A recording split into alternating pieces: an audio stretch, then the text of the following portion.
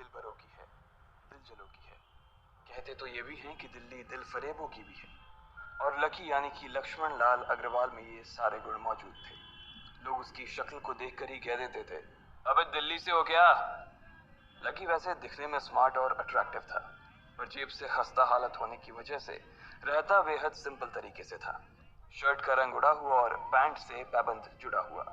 कहने को तो उसकी उम्र के लड़के दिल्ली की सड़कों पर रात को मोटर बाइक दौड़ाते थे, लेकिन लकी उर्फ लक्ष्मण लाल अग्रवाल सिर्फ कमरे से कॉलेज, कॉलेज में पढ़ाई और गर्लफ्रेंड डिंपल के साथ थोड़ा वक्त बिताना, फिर कॉलेज से दुकान, दुकान से जब होम डिलीवरी आए तो वहां, और फिर घर चला जाता था। हाँ, कभी कभी जब वो किसी लड़के को खाली सड़क पर मोटर बाइक दंदनाते हुए देखता तो कहता, एक दिन अपना टाइम भी आएगा जब मैं चश्मा लगाकर बैठूंगा और पीछे डिंपल को बैठाऊंगा। देखना, जब वो मेरी कमर में अपना हाथ कसेगी और मैं तेजी से मोटरसाइकिल को इंडिया गेट के आसपास दौड़ाऊंगा, तो सारे दिल्ली का दिल हम दोनों को देखकर चलेगा। दुकान में रखा हुआ बर्नॉल भी काम नहीं आएगा। लकी ने कहा और अपने हाथ में बर्नॉल की क्रीम को दबा दिया। जैसे ही उसने क्रीम को दबाया, उस क्रीम बाहर आ गई। अबे गधे, क्या कर रहा है? वो कोई स्पंज की गेंद है क्या जो उसे दबा रहा है? दुकान के मालिक ने उसे फटकारते हुए कहा और उसके सर पर एक चपत लगा दी। Sorry sorry sir, sorry sir, Lucky ने अपना सिर बचाते हुए कहा। वो करोल बाग में स्थित एक छोटी सी मेडिकल स्टोर पर काम करता था। उसकी दुकान का नाम था चमन मेडिकल स्टोर और उसके ओनर का नाम था चमन लाल। लकी पिछले 5 साल से इन्हीं की दुकान पर काम कर रहा था। यहाँ इस छोटी सी शॉप पर काम करना उसकी मजबूरी थी। लाइफ में कंगाली की वजह से उसे कॉलेज में पढ़ाई पूरी करने के लिए पार्ट टाइम जॉब करना था। उसने कई अच्छी जगह अच्छी तनख्वाह की नौकरी ढूंढी, पर नहीं मिली और वो इस मेडिकल स्टोर पर ही अटक गया। गधे, अब इसके पैसे क्या तेरा बाप भरेगा? कटेगा। इसका पैसा भी तेरी तनख्वाह से कटेगा और एमआरपी से डबल रेट में कटेगा। चमन ने अपने दांतों को किचमिचाते हुए कहा। गुस्से की वजह से उसकी नाक फूल गई थी और लकी की सांसें। उसने घबराते हुए ओनर से पूछा, एमआरपी से डबल क्यों सर जी? ताकि अगली बार से ऐसी कोई हरकत करने से पहले तू डबल बार सोचे, चमन ने कहा और उसके हाथ से ट्यूब छीन ली। उसका जी तो चाह रहा था कि वो लकी की खोपड़ी पर एक और बार अपना हाथ साफ कर ले, लेकिन उससे पहले ही दुकान का फोन बजने लगा। फोन की घंटी बजते ही लकी को वहां से निकलने का मौका मिल गया और वो भागते हुए फोन उठाने के लिए चला गया। हेलो जी, करोल बाग के बेस्ट मेडिकल चमन मेडिकल स्टोर से बोल रहा हूँ, बताइए क्या काम था? ये लकी की पेटेंट लाइन थी। चाहे कहीं से भी फोन आए, लेकिन उसे फोन पर बस यही बोलना था। जैसे ही इधर लकी ने अपनी बात कही, उधर से जवाब आया, मैं अप्रूविंग नाइट होटल के कमरा नंबर 303 से बात कर रहा हूँ। एक छोटा सा ऑर्डर है, नोट करो और जल्दी से होटल पर डिलीवर करवा दो। वो एक लड़के की आवाज थी। उसकी आवाज में काफी भारीपन और एक अजीब सी जल्दबाजी थी। जैसे ही लकी ने वो आवाज सुनी, पता नहीं क्यों उसे वो आवाज जानी पहचानी सी लगी। जी जी सर, बताइए आपका क्या ऑर्डर है? हाँ तो लिखो, हार्ट प्ले के 2 पैकेट और 1 पैकेट टिश्यू।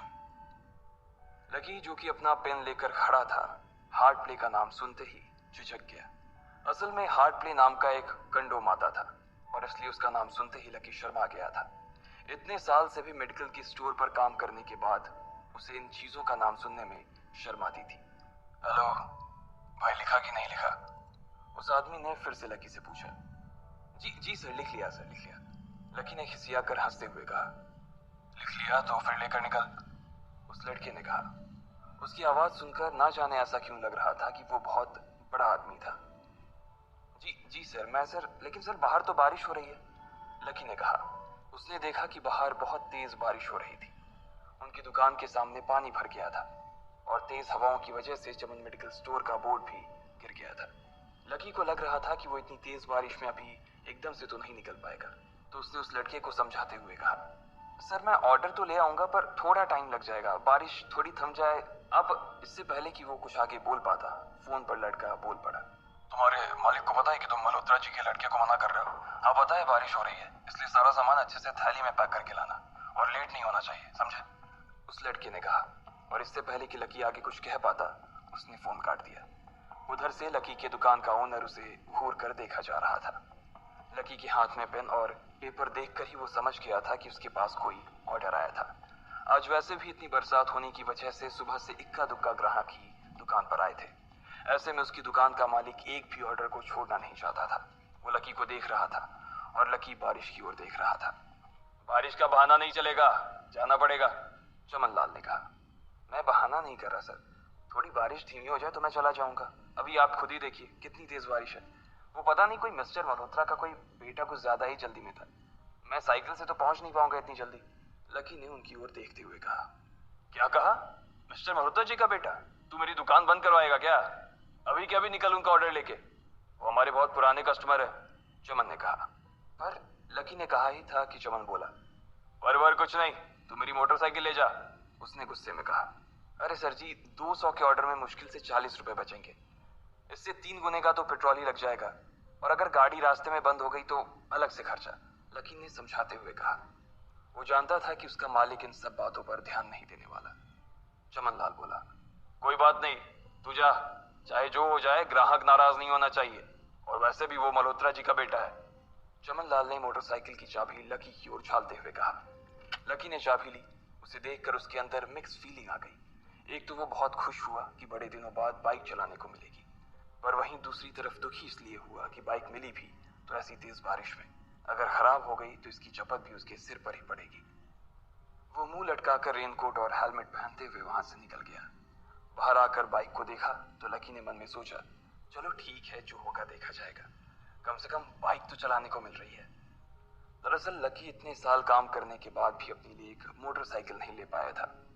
लकी की तनख्वाह ही इतनी भर थी कि सिर्फ उसके कमरे का किराया, उसकी साइकिल में डालने वाली हवा का खर्च, बिजली पानी का बिल और डिम्पल के साथ महीने में 1-2 बार बाहर खाने का खर्चा ही निकल पाता था।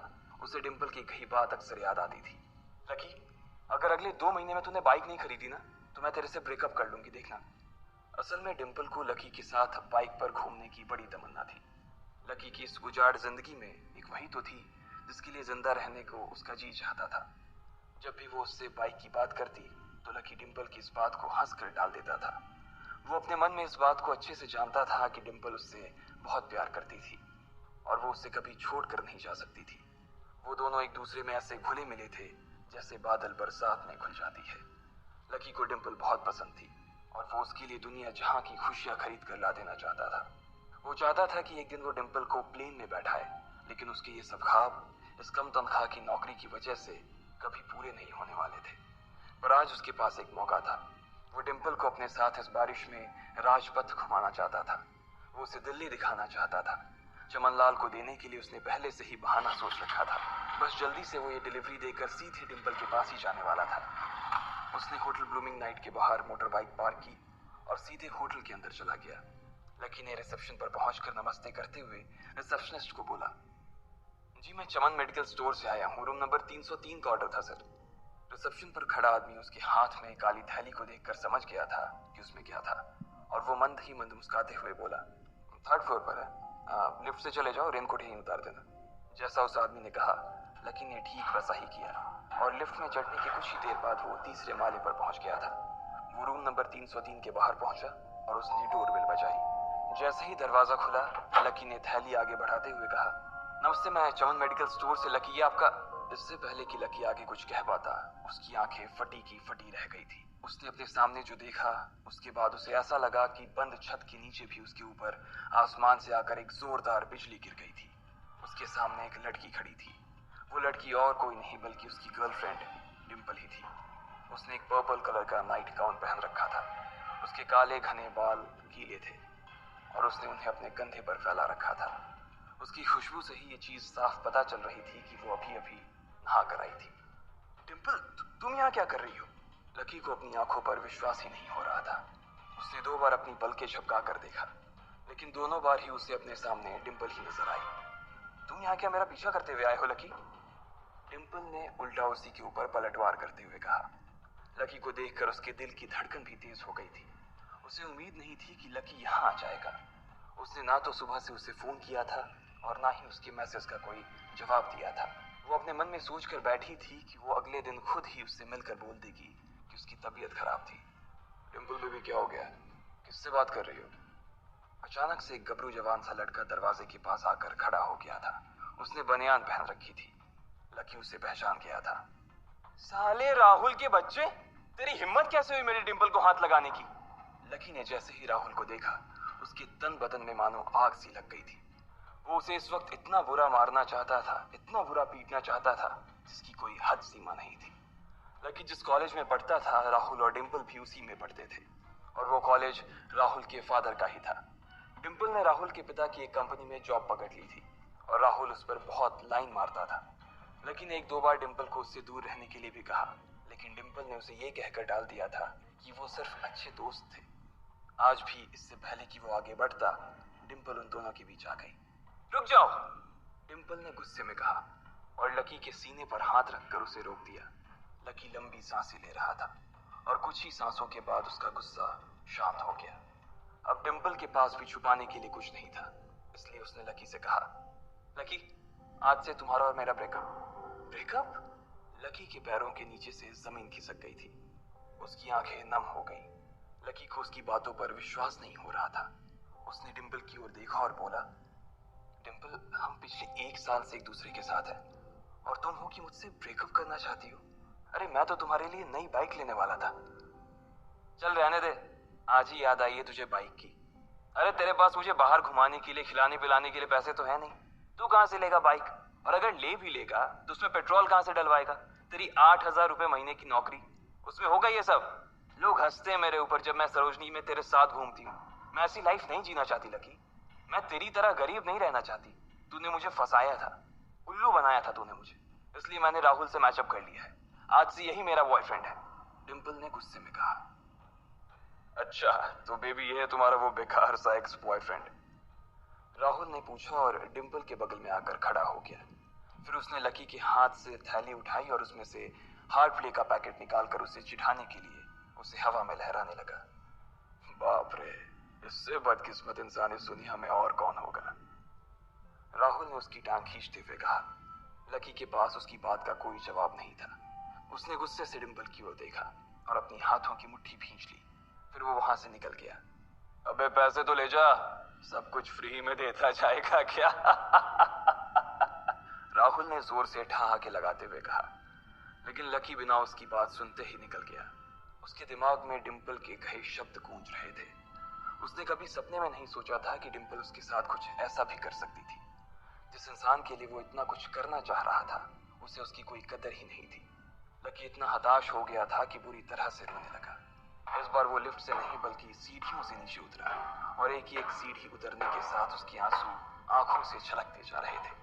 जब उसकी आवाज सुनकर कुछ लोग अपने कमरे से बाहर आए तो लकी ने तुरंत अपने आंसू पोंछे और तेजी से वहां से भाग गया। उसे जिंदगी में पहली बार प्यार हुआ था, और पैसों की कमी की वजह से ना सिर्फ उसका प्यार बल्कि उसकी पूरी जिंदगी बर्बाद हो गई थी। लकी जैसे ही बाहर आया तो उसने देखा कि बाहर अंधेरा हो गया था। आसमान में तेज बिजली कड़की और बारिश जो थमी थी एकाएक फिर से झमाझम बरसने लगी। ये देख लकी के थमे हुए आंसू एक बार फिर से छलक गए। उसका दिल बुरी तरह से टूट चुका था, लेकिन उसे इस बात की खुशी भी हो रही थी। आखिर आज उसे डिंपल का असली चेहरा नजर आ गया था। वो तो उसके साथ घर बसाने की सोच रहा था, लेकिन अच्छा हुआ कि उसने पहले ही उसका घर बर्बाद होने से बचा लिया। लकी को दुख तो बहुत हो रहा था, पर उसे ये भी लग रहा था कि उसे आगे चलकर यही दुख उसे खुशी देने वाला था। लेकिन एक चीज थी जो लकी को परेशान कर रही थी, वो थी उसकी माली हालत। उसकी जेब इतनी तंग थी कि उसे फटी हुई जेब की पैंट पहनकर घूमना पड़ता था। कभी कभी तो लकी सिर्फ रोटी खाकर दिन काट लेता था।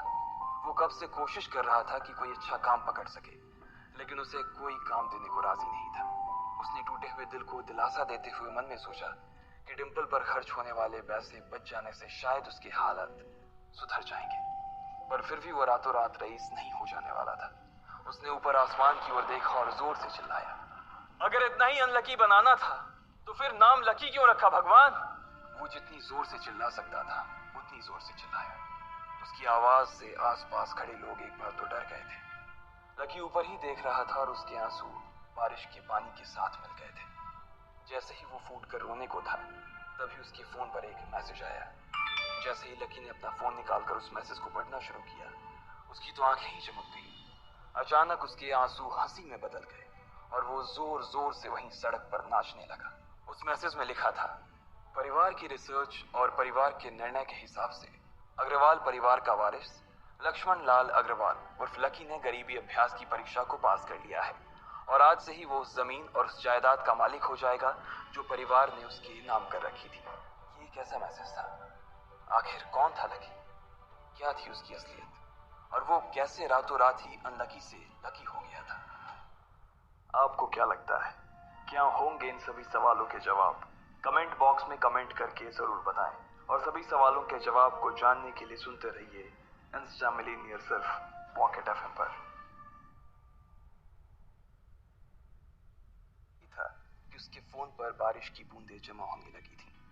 लकी ने थोड़ी देर की खुशी मनाने के बाद याद किया कि वो सच में गरीब नहीं था। असल में उसके परिवार ने उसे एक परीक्षा में डाल रखा था जिसका नाम था गरीबी अभ्यास परीक्षा। इस परीक्षा के तहत लकी को अग्रवाल खानदान में उसके नाम की जमीन और जायदाद पर तभी हक मिलने वाला था जब वो इस परीक्षा को पास कर लेता। अचानक से उसे याद आया कि वो गरीब नहीं था बल्कि गरीब होने की परीक्षा दे रहा था। हालांकि परीक्षा देते देते उसे 8 बरस हो चुके थे, इसलिए उसे एहसास होने लगा था कि वो कभी परीक्षा को पास ही नहीं कर पाएगा और हमेशा हमेशा के लिए गरीब ही रह जाएगा। अच्छा हुआ चली गई, अब मिलना कभी। लकी ने होटल की तीसरी मंजिल की ओर देखा और पानी के अंदर ही अपना पैर पटक दिया। वो डिम्पल को कोस रहा था। उसने अपनी मोटरसाइकिल उठाई और फिर से चमन मेडिकल स्टोर जाने के लिए मुड़ने लगा। अगले दिन जब लकी की आंख खुली तो वो सीधा उठा और तैयार होकर शहर के सबसे बड़े बैंक न्यू सिटी बैंक पहुंच गया। न्यू सिटी बैंक न सिर्फ शहर का सबसे बड़ा बैंक था बल्कि वो सबसे अमीर बैंक भी था। वहां पर शहर के सबसे अमीर लोगों के ही पैसे जमा किए जाते थे। लकी वहां पैसे को निकलवाने के लिए जा रहा था। New city bank south Delhi में बसा हुआ था और उसके दरवाजे के बाहर महंगी से महंगी गाड़ी खड़ी थी। भाई, अब इसमें से कौन सी नई गाड़ी लेगा? लकी ने मन ही मन सोचा। उसे यकीन नहीं हो रहा था कि कल तक तो वो एक मोटरसाइकिल तक नहीं खरीद पा रहा था और आज वो एक कार, और वो भी इतनी महंगी कार खरीदने की सोच रहा था। फिर उसने अपनी नजर गाड़ी पर से हटाई और बैंक के अंदर जाने लगा। उसने देखा कि बाहर बहुत भीड़ थी और महंगे से महंगे कपड़े पहने लोग बैंक के अंदर जा रहे थे। कहाँ दवाओं की बदबू और कहाँ ये खुशबू? उसने एक बहुत ही गहरी सांस के अंदर ज्यादा से ज्यादा खुशबू को समेटने की कोशिश करते हुए अपने मन में सोचा। लेकिन अगले ही पल उसके मन में संकोच पैदा हो गया था। रातों रात लकी की किस्मत तो बदल गई थी लेकिन उसके कपड़े नहीं बदल पाए थे। इतने बड़े बैंक में वो वही कपड़े पहनकर आ गया था जो वो अक्सर अपने काम पर पहन कर जाता था। पैसे लेते ही ना सबसे पहले नए कपड़े खरीदने हैं, लकी ने अपने आप से कहा और फिर बैंक के अंदर दाखिल होने लगा। जैसे ही उसने दरवाजे को धक्का दिया उसे आवाज आई, आउच! लकी थोड़ा सा हड़बड़ी में दिखाई दे रहा था और इस जल्दबाजी के चक्कर में वो एक लंबे बाल वाली लड़की से जा टकराया था जो कि उसके बगल में ही चल रही थी। माफ करना, मैं आपको देख नहीं पाया, सॉरी। लकी ने तुरंत उससे हाथ जोड़कर माफी मांगते हुए कहा। उस लड़की ने इतने अच्छे कपड़े पहन रखे थे कि उसे देखकर ही लग रहा था कि वो किसी अमीर घराने की लड़की थी, इसलिए सॉरी बोलते वक्त ना चाहते हुए भी लकी के हाथ उसके सामने जुड़ गए थे। लेकिन जब उस लड़की ने लकी के कपड़े और उसके हुलिये को देखा तो उसने अपनी नाक भौं सिकोड़ ली। वो लगभग हर रोज इस बैंक में आया और जाया करती थी लेकिन उसने आज तक इस बैंक के अंदर लकी जैसे फटीचर आदमी को घुसते हुए नहीं देखा था। उसके बालों में से आंवले के तेल की गंध आ रही थी।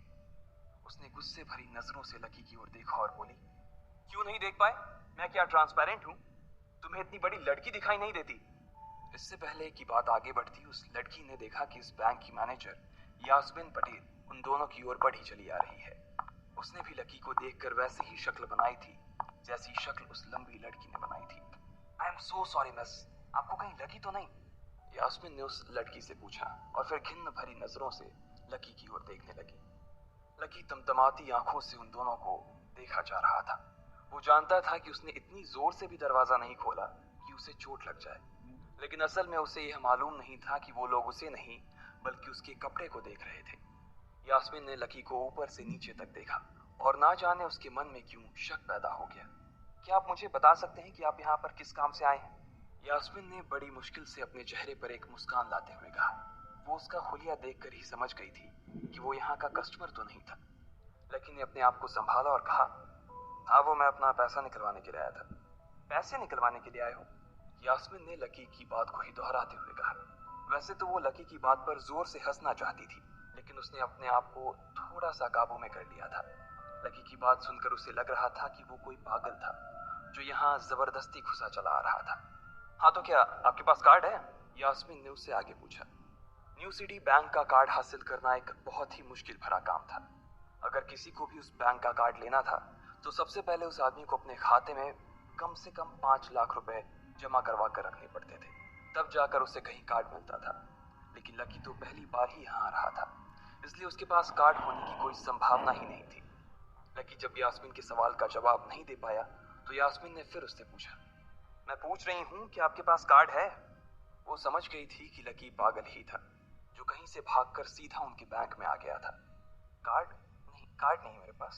लकी ने उसके सवाल का जवाब दिया और वो फिर इधर उधर देखने लगा। जैसे ही उस लंबे बालों वाली लड़की ने लकी का जवाब सुना तो वो खिलखिलाकर हंस पड़ी। यास्मीन को तो सिर्फ लग रहा था कि वो पागल है, लेकिन वो लड़की तो अपने मन में मान चुकी थी कि यह लड़का कोई पागल ही है, जो कहीं झोपड़पट्टी से यहाँ आ गया है। इससे पहले कि आगे कोई कुछ कह पाता, उस लंबे बालों वाली लड़की के पिता वहां आ गए और बोले, चलो बेटी। उनके हाथों में कुछ कागजात थे।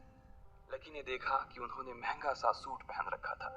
उस लड़की ने यास्मीन के दोनों हाथों को पकड़ा और बोली, यास्मीन देखो, अगर इस तरह के सड़क छाप लोग तुम्हारे बैंक में ऐसे ही घुसते चले आए ना और बाकी कस्टमर्स को परेशान करने लगे तो तुम्हारे बैंक की इमेज और उसके शेयर्स दोनों को काफी नुकसान होगा। एक मैनेजर होने के नाते तुम्हें इन सब चीजों का ध्यान रखना चाहिए। मुझे उम्मीद है कि आगे मेरे साथ ऐसा कुछ नहीं होगा। उस लड़की ने कहा और अपने पिता के साथ बैंक के बाहर चली गई।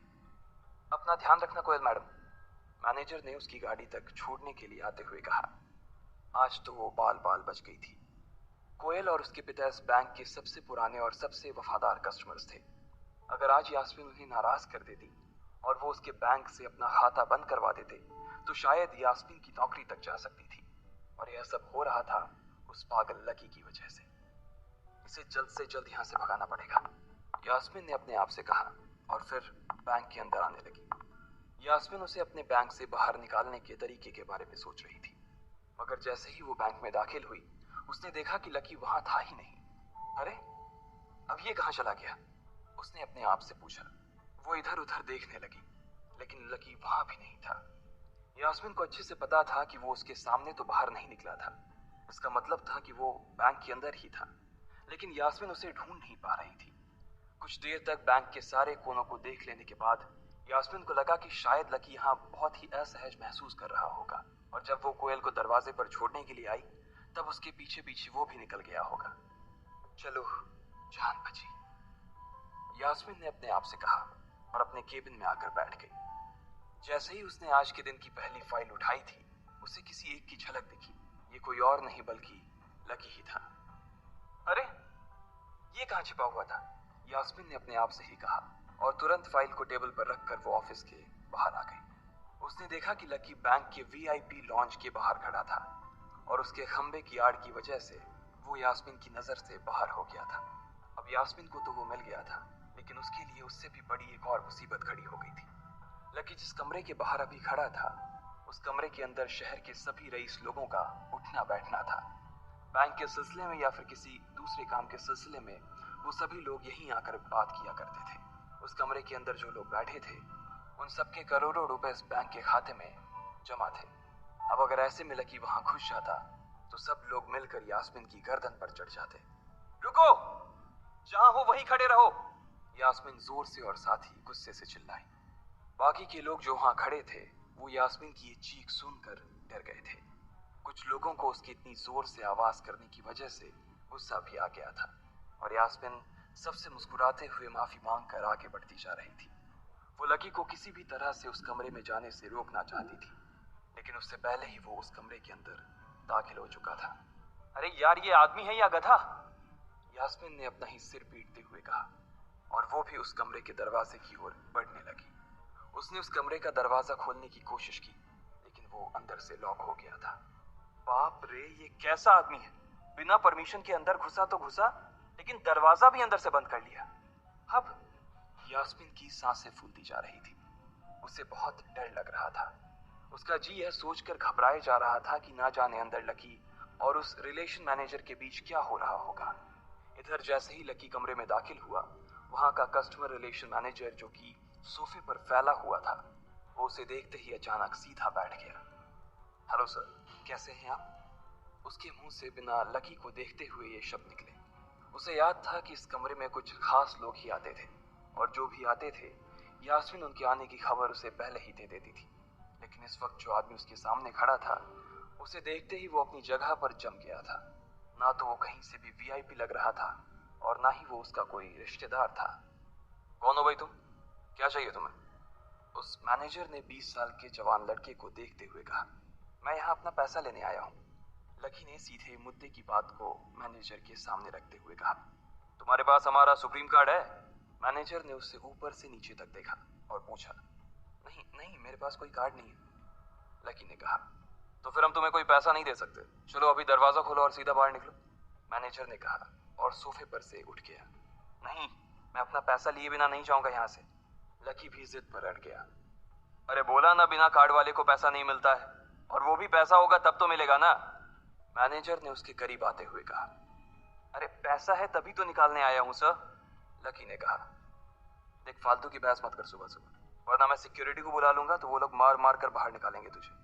लकी यह सुनकर घबरा गया था।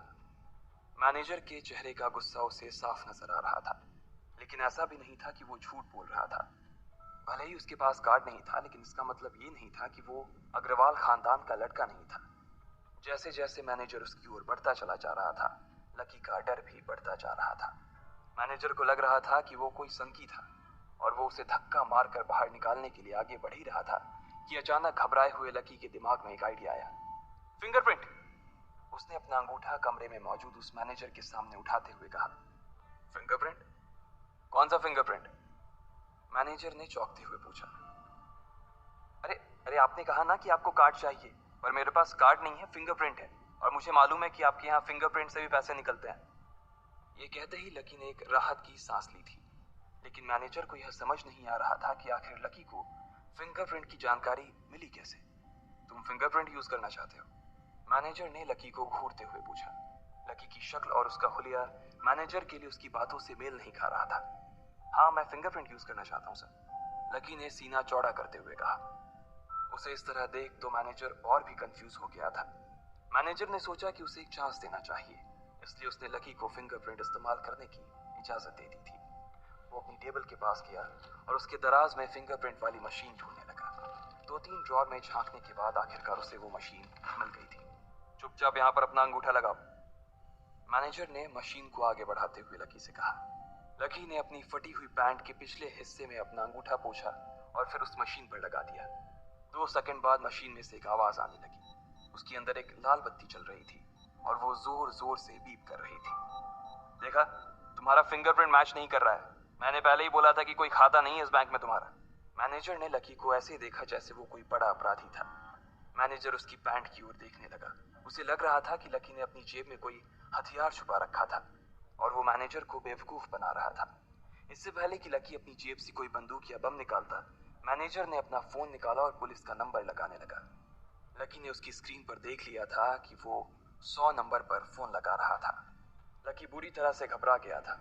वो बहुत ही उत्साह और जोश में अंदर तक तो चला गया था, लेकिन उसे मालूम नहीं था कि वो इतनी बड़ी मुसीबत में फंसने वाला है। अब आगे क्या होने वाला था? क्या लकी उसे पुलिस को बुलाने से रोक पाता? कहीं उसे कोई फेक मैसेज तो नहीं आया था? लकी कैसे इन मुसीबत से बाहर निकलेगा? आपको क्या लगता है, क्या होंगे इन सभी सवालों के जवाब? कमेंट बॉक्स में कमेंट करके जरूर बताएं, और सभी सवालों के जवाब को जानने के लिए सुनते रहिए इंस्टा मिलीनियर सिर्फ पॉकेट एफएम पर।